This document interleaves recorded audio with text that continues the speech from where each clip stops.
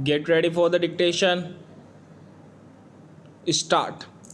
According to estimates, human trafficking in India may affect between 20 and 65 million people. Women and girls are trafficked within the country for the purposes of commercial, sexual exploitation, and forced marriage, especially in those areas where the sex ratio is highly skewed in favor of men.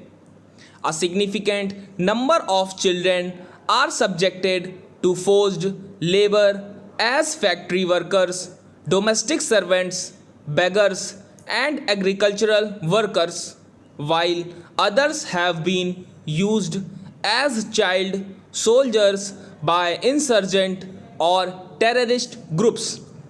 India is also a destination for women and girls for neighboring countries smuggled for sexual exploitation. Indian women are also trafficked to the Middle East for the same purpose.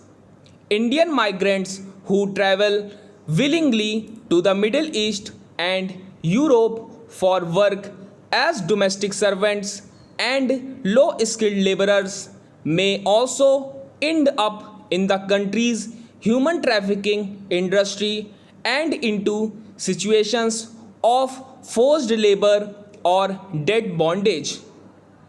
Even though India is the world's largest democratic republic, the country is plagued with widespread poverty and lack of proper education, resulting in a myriad of human. Last year, India has been coined the world's most dangerous country for women ahead of Afghanistan, Syria, and Saudi Arabia, according to a poll by the Thomson Reuters Foundation, which surveyed 548 experts on 6 different indices, including healthcare, discrimination, cultural traditions, sexual and non sexual violence, and human trafficking. This survey has been widely criticized in India, with many questioning how countries such as Afghanistan and Saudi Arabia, which grant far fewer rights to women, managed to perform better. The country's National Commission for Women rejected it outright, pointing out that rape, harassment, human trafficking, and other forms of violence against women appear to have risen in India because more cases are being reported, driven by public outrage. All the same, it is true that discrimination and violence against women are ingrained in the Indian society. Discrimination starts at birth, where many people think giving birth to a girl child is a curse. As a result, female infanticides and sex selective abortions are widespread. Activists have estimated that 8 million female fetuses might have been aborted in the past decade. Discrimination continues in childhood, where Indian girls, rural girls especially, are denied their rights to education. Although literacy rates are increasing, the female literacy rate still lags behind 65% compared to 82%. Discrimination is still rampant in adulthood, contributing to gender wage differentials, with Indian female workers earning on average 64% of what their male counterparts earn for the same occupation and qualification level. Dr. B.R. Ambedkar, the father of the Indian Constitution voiced against the denial of education to women.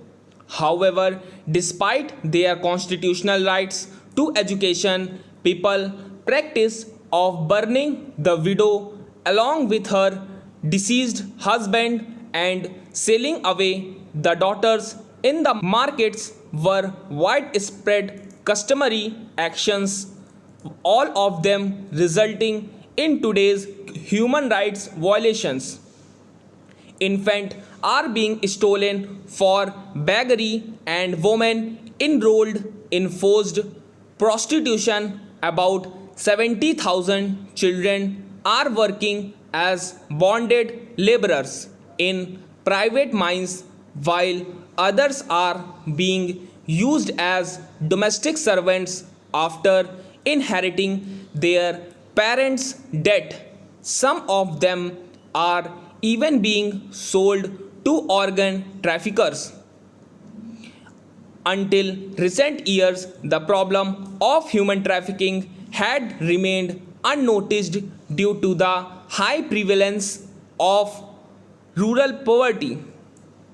Children from tribal areas are at greater risk of human trafficking, including the Kuki people from Manipur as well as the Nagas from the northeast, while the Jharkhand state and the Anantapura and Prakasham regions of the Andhra Pradesh state are some areas prone to human trafficking. Stop.